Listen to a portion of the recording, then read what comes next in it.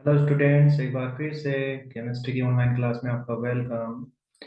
जैसे कि अपने पिछले वीडियो में बात की थी बेटा, सॉल्यूशन विलियन यूनिट सेकंड के प्रीवियस ईयर क्वेश्चनों की बात की थी अपन ने। 2015 तक की अपन ने डिस्कस कर लिया था। आज अपन 2016 से स्टार्ट करेंगे बेटा। तो 2016 में जो क्वेश्चन आए हुए हैं उनके बारे में बात करते हैं। सबसे फर्स्ट क्वेश्चन है, मोल अंश ज्ञात करने का सूत्र लिखिए। तो मोल अंश अपने पास जैसे मान लो कोई द्विअंगी विलयन है जिसमें ए और बी दो अवयव हैं, जिनके मोल अंश, मोल संख्या इसकी एन है, इसकी एन भी है, और मोल अंश इसका अक्स है, इसकी अक्स भी मान लें। तो मोल अंश होता क्या है बेटा? किसी भी मिश्रण में अवयव की मोल अंश उस अवयव की मोल संख्या बटे टोटल मोल संख्या, मिश्रण की कुल मोल संख्या, उसका जो अनुपात होता है उसको मोल अंश कहते हैं। तो यहां से अगर अवयव एक के लिए सूत्र लिखना चाहें तो अक्स से बराबर हो जाएगा N A upon N A plus N B. और अवयव दो के लिए या बी के लिए लिखना चाहें तो इसके खुद की मोल संख्या एन बी, और कुल मोल संख्या बेटा वही एन ए प्लस एन। तो ये हो गया मोल अंश ज्ञात करने का सूत्र। फिर अपन बात करते हैं नेक्स्ट जो है क्वेश्चन की। नेक्स्ट क्वेश्चन है, बेंजीन में एथेनोइक अम्ल के लिए वन टॉप गुणांक का मान कितना होगा? बिल्कुल बेटा, एथेनोइक अम्ल CH3COOH होता है, और जब बेंजीन में इसको घोलते हैं तो इसके दो अणु द्विवलक संरचना बनाते हैं।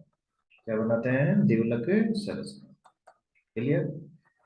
इस प्रकार से दर्शाएंगे अपन द्विवलक संरचना को, यानी इनका सहगुणन हो जाता है।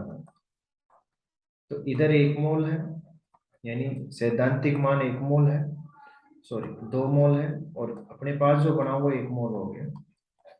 तो वन टॉप गुणांक आई बराबर होता है बेटा, कितना अपन ने प्राप्त किया, मतलब प्रेक्षित मान जो कि एक है और सैद्धांतिक मान जो कि दो है, तो एक बटे दो यानी 0.5 आएगा बेटा इसका आंसर।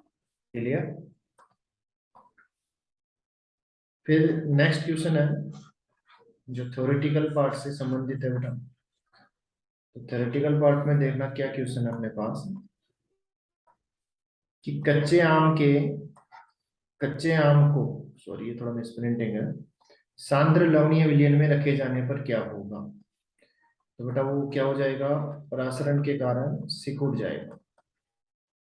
परासरण के कारण सिकुड़ जाता है। ठीक है। फिर है, हिमांक अवनमन विधि से विलय का मोलर द्रव्यमान ज्ञात, गणना कीजिए, जिसमें उसको व्युत्पन्न करना पड़ेगा। हिमांक अवनमन विधि से विलय के मोलर द्रव्यमान को ज्ञात करने का सूत्र व्युत्पन्न करना है। तो इसके अनुसार क्या होता है बेटा? हिमांक अवनमन होता है डेल्टा टीएफ।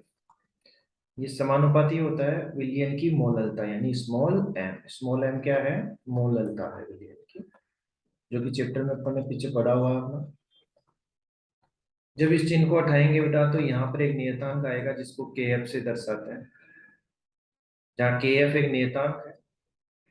हिमांक अवनमन स्थिरांक या मोलल अवनमन स्थिरांक।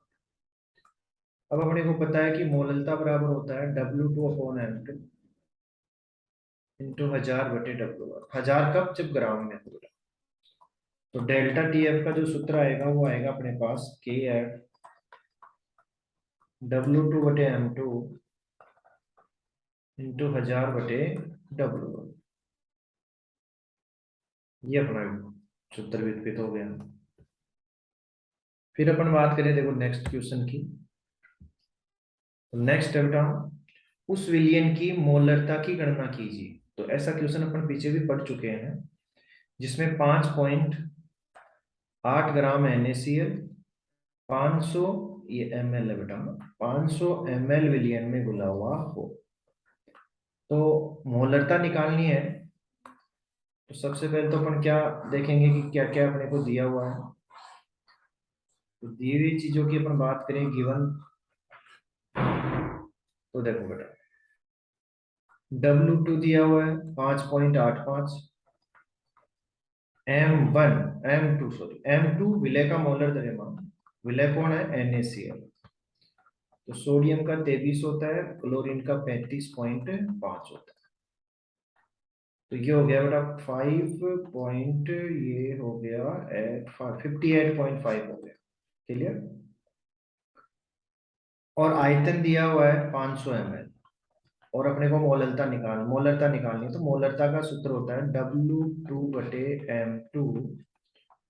1000 आएगा क्योंकि ml में दिया हुआ है, 1000/V।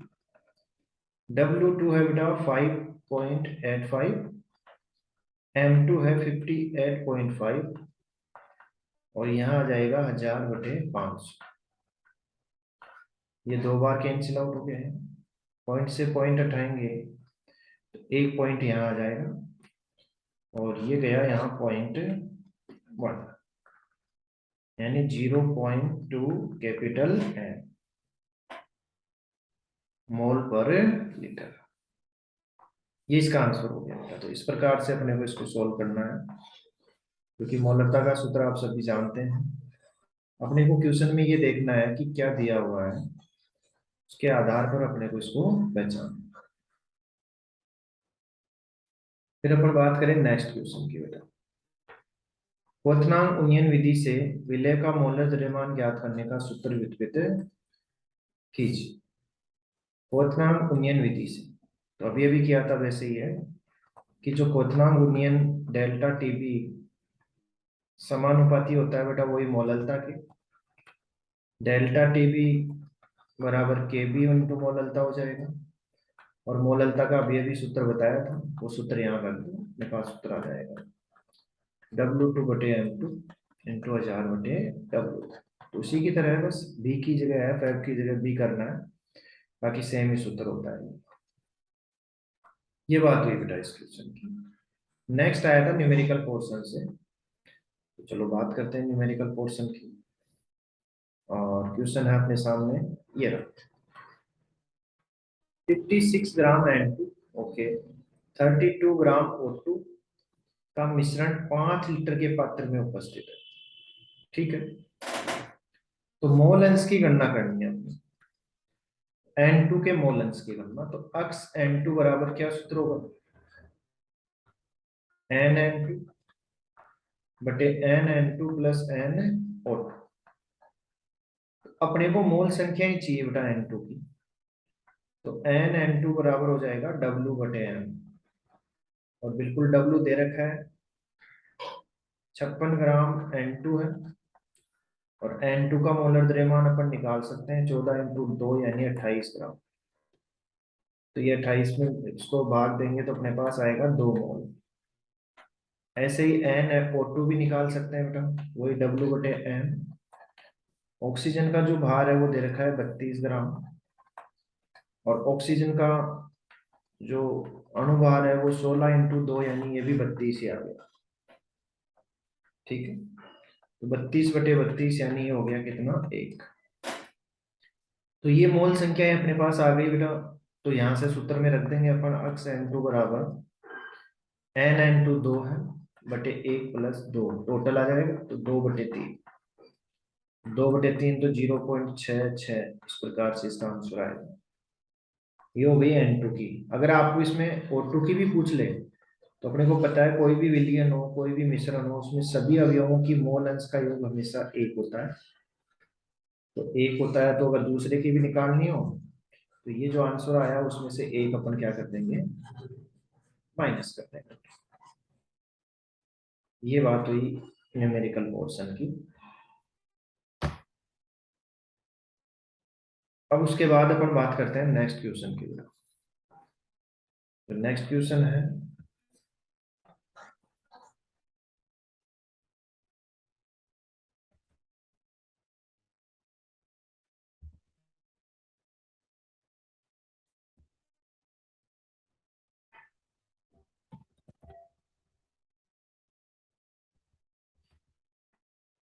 नेक्स्ट क्वेश्चन अपना है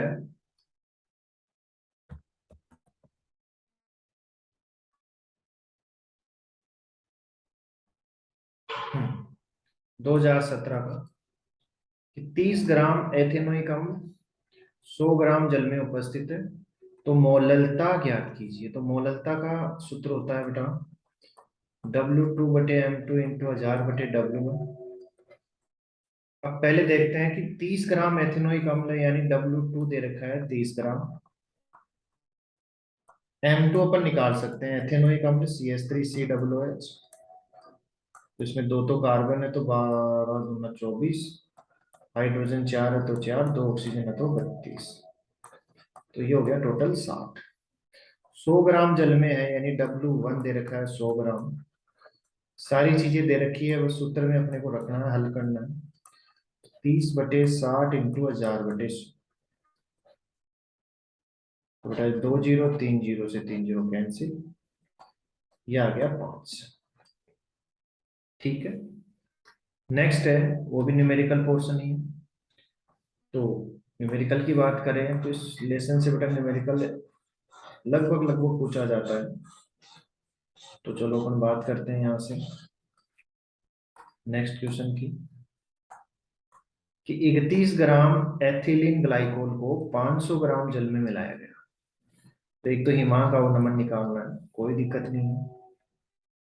हिमांक अवनमन जिसका सूत्र होता है डेल्टा TF बराबर KF into W2/M2 into 1000/W1। तो बेटा KF दे रखा है अपने को 1.86, W2 दे रखा है 31 ग्राम, M2 अपन निकाल सकते हैं एथिलीन ग्लाइकोल, C2H6O2 का निकाल सकते हैं, 12 दूना 24, 36 और 32 कितने हो गए 62। M2 हो गया, W1 दे रखा है 500 ग्राम, W1 500 ग्राम, तो मान अपने को रखना है 1.86, W2 है 31, ये है 62, 1000/500, ये दो बार गया बेटा, ये भी दो बार गया, दो से दो कैंसिल, तो अपने पास डेल्टा TF आया 1.86 के। ठीक है, फर्स्ट हो गया। फिर कह रहा है विलियन का हिमांक निकालना है, तो अपने पास सूत्र होता है डेल्टा TF बराबर TF नॉट माइनस TF होता है, तो TF को इधर ले आओ, TF क्योंकि विलियन का हिमांक होता है, ये अपने को ज्ञात करना है, माइनस डेल्टा TF हो जाएगा। TF नॉट होता है विलायक का हिमांक, विलायक कौन है यहाँ, जल, और जल बेटा 0 डिग्री सेल्सियस पे जमता है यानी 273 केल्विन, तो 273 माइनस 1.86 इसमें आपको माइनस करना है, ये आंसर आ जाएगा यहाँ पर। तो ये हो गया अपना न्यूमेरिकल पोर्शन इसका भी। फिर नेक्स्ट क्वेश्चन इसमें आया हुआ है बेटा कि हेनरी नियम को परिभाषित कीजिए। बिल्कुल बेटा, हेनरी नियम, हेनरी नियम क्या कहता है कि किसी गैस का जो मोल अंश होती है, गैस की जो मोल अंश होती है, अक्स गैस, वो उसके आंशिक दाब के क्या होती है, समानुपाती होती है। ये हेनरी नियम होता है जहाँ P बराबर KH अक्स गैस आता है, KH होता है हेनरी नियतांक, हेनरी नियतांक, ये हेनरी नियम होता है। फिर 2018 की बात करें तो उसका क्वेश्चन है, देखो क्या कहता है, गैसों के द्रव में विलेयता ताप बढ़ाने पर घटती है, कारण दीजिए। बिल्कुल, गैसों का द्रव में घुलना एक ऊष्माक्षेपी प्रक्रम होता है, और ऊष्माक्षेपी प्रक्रम है तो ला सातिल्य के अनुसार ताप अगर इसके लिए बढ़ाएंगे तो विलेयता घटती है, या ये कहें कि जब ताप बढ़ाते हैं तो गैस के अणु और दूर दूर होते हैं तो वो पृष्ठ को छोड़कर बाहर चले जाते हैं, जिससे विलेयता घटती है। फिर है 5% डब्ल्यू वी होता है द्रव्यमान आयतन प्रतिशत का, 200 ml विलियन बनाने के लिए कितने ग्राम NaCl की आवश्यकता हो। तो डब्ल्यू वी परसेंटेज का सूत्र होता है विलय का द्रव्यमान या विलय का भार बटे विलियन का द्रव्यमान और इंटू 100 प्रतिशत पूछ रहा है। तो डब्ल्यू भी दे रखा है 5%, विलय का भार अपने को निकालना है, और विलियन का दे रखा है आयतन, सॉरी विलियन का आयतन आएगा यहाँ 200 ml और इंटू 100। 2 जीरो से 2 जीरो कट गई तो x बराबर आ गया 10 ग्राम। तो अपने को 10 ग्राम की आवश्यकता होगी बेटा। फिर नेक्स्ट क्वेश्चन है,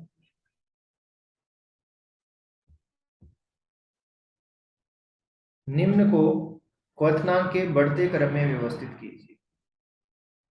NaCl, AlCl3, यूरिया, MgCl2।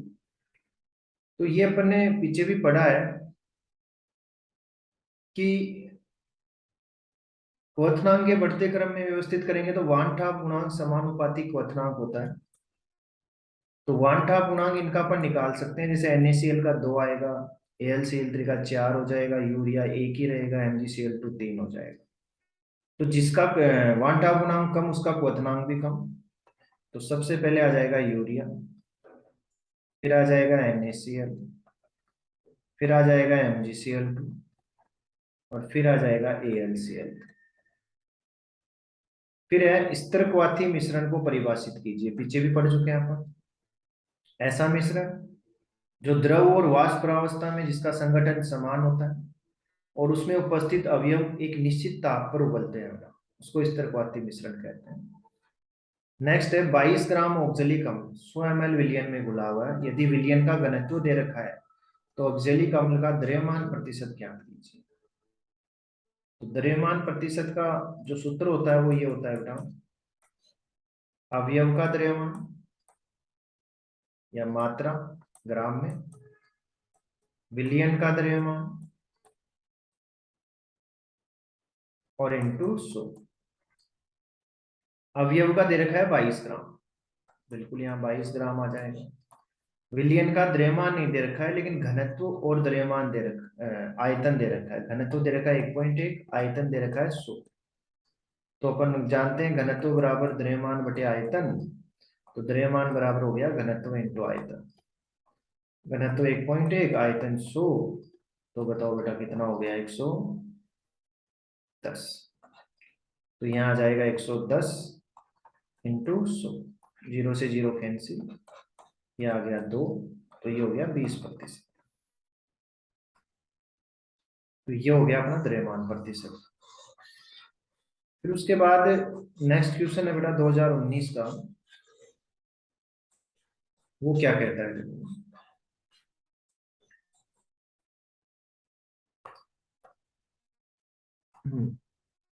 वही स्थिरक्वाथी मिश्रण को परिभाषित कीजिए, हो चुका ही। नेक्स्ट है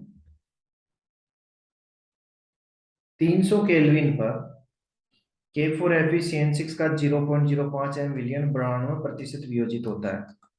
तो प्राशन दाब की गणना कीजिए। वियोजन यानी सगुणन और आयनन होता है, तो प्राशन दाब का सूत्र ये आएगा बेटा, पाई बराबर ICRT। अब आप यहां देखोगे तो C दे रखा है अपने को सांद्रता 0.05, R भी दे रखा है बेटा 0.082, T भी दे रखा है 300 केल्विन। अपने को चाहिए I। तो I बराबर अपन बात करें तो n-1/1 माइनस अल्फा। तो यहां से अल्फा -1, यहां से अगर सूत्र देखें तो अल्फा बराबर होता है n-1/i-1। अल्फा दे रखा है 92% यानी 0.092। यह आ जाएगा यहाँ पर, आई निकालना है तो i-1 और n-1, आई हो गया यहाँ पर निकालना है अपने को, n हो गया बेटा 5-1। 5 कहाँ से? इसके आयनन से 5 आयन प्राप्त हो गया, तो ये 4 हो गया। i-1 बराबर 0.92 इंटू 4, तो आई बराबर हो गया बेटा 836, 3.8 + 1 यानी 4.68। तो ये आई का मान भी आ गया, सूत्र में रख देंगे 4.68, सी का मान 0.05, आर का मान 0.082 और टी का मान 300, और इसको हल कर लेंगे बेटा।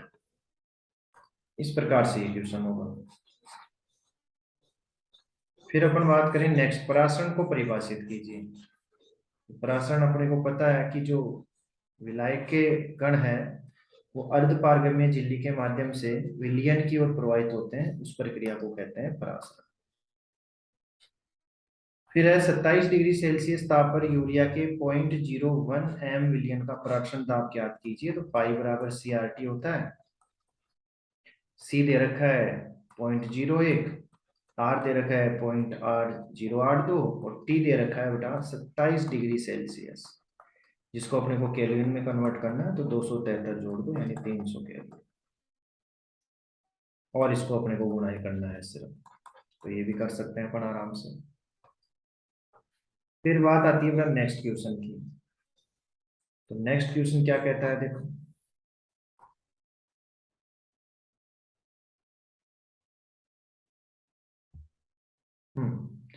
5.5 ग्राम ऑक्जेलिक अम्ल को पानी में घोलने पर 250 ml विलयन में बनाया गया। यदि विलयन का घनत्व 1.1 ग्राम है तो ऑक्जेलिक अम्ल का द्रव्यमान प्रतिशत ज्ञात कीजिए। तो वही बात आ गई, अभी अभी किया था अपन ने कि द्रव्यमान प्रतिशत बराबर अवयव का द्रव्यमान बटे विलयन का द्रव्यमान और इंटू 100। अवयव का द्रव्यमान दे रखा है बेटा 5.5, विलयन का द्रव्यमान नहीं दे रखा है, लेकिन देखो एक तो आयतन दिया हुआ है, एक घनत्व दिया हुआ है। तो द्रव्यमान बराबर अभी बताया घनत्व इंटू आयतन, 1.1 इंटू 250। उसको हल करेंगे अपन तो ये आ जाएगा बेटा 25 क्या 5 2 5 2 5 7 275। तो ये 275 हो गया और इंटू 100। इसको आपको हल करना है, 25 चौके 100 और ये 11 बार गया, 11 5 55 0.5 आ गया, तो ये आ जाएगा 2%। क्लियर? ये हो गया अपना नेक्स्ट क्वेश्चन। फिर 2021 का कोई पेपर हुआ नहीं था बेटा कोरोना की वजह से। 2022 की बात करें तो देखो जलीय विलयन,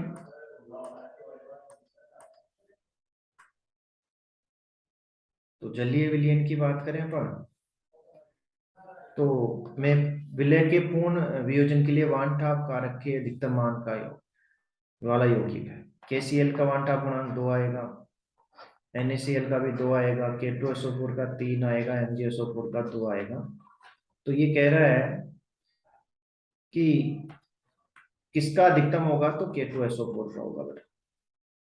क्लोरोफॉर्म व एसीटोन के विलयन द्वारा राउल्ट के नियम से ऋणात्मक विचलन प्रदर्शित करने का कारण समझाइए। ऋणात्मक विचलन, तो बेटा क्लोरोफॉर्म और जब एसीटोन को अपन मिक्स करते हैं, इन दोनों को क्लोरोफॉर्म और एसीटोन को जब मिक्स करते हैं, मिश्रण बनाते हैं, तो इन दोनों के बीच में एक बंध बनता है जिसको हाइड्रोजन बंध बोलते हैं। तो एक अतिरिक्त बंध बन जाता है जिससे इसका क्वथनांक क्या हो जाता है, बढ़ जाता है, यानी बॉइलिंग पॉइंट जो होता है क्वथनांक हो जाता है वो बढ़ जाता है। क्वथनांक बढ़ने से वाष्प दाब कम हो जाएगा, कमी का मतलब हो गया कौन सा विचलन, ऋणात्मक विचलन। फिर 5 ग्राम NaOH को जल में घोलकर बनाए गए 250 ml विलयन की मोलरता, बिल्कुल आप पीछे अभी करवाया था उसी के अनुसार होगा। एक प्रोटीन के 300 ml जलीय विलयन, ये भी आप देखना पिछले वीडियो में कराया हुआ है बेटा। फिर आता है सप्लीमेंट्री 2022, राउल्ट के नियम से धनात्मक विचलन दर्शाने वाला अनादर्श विलयन। धनात्मक विचलन की बात करें तो एथेनॉल और एसीटोन में आता है।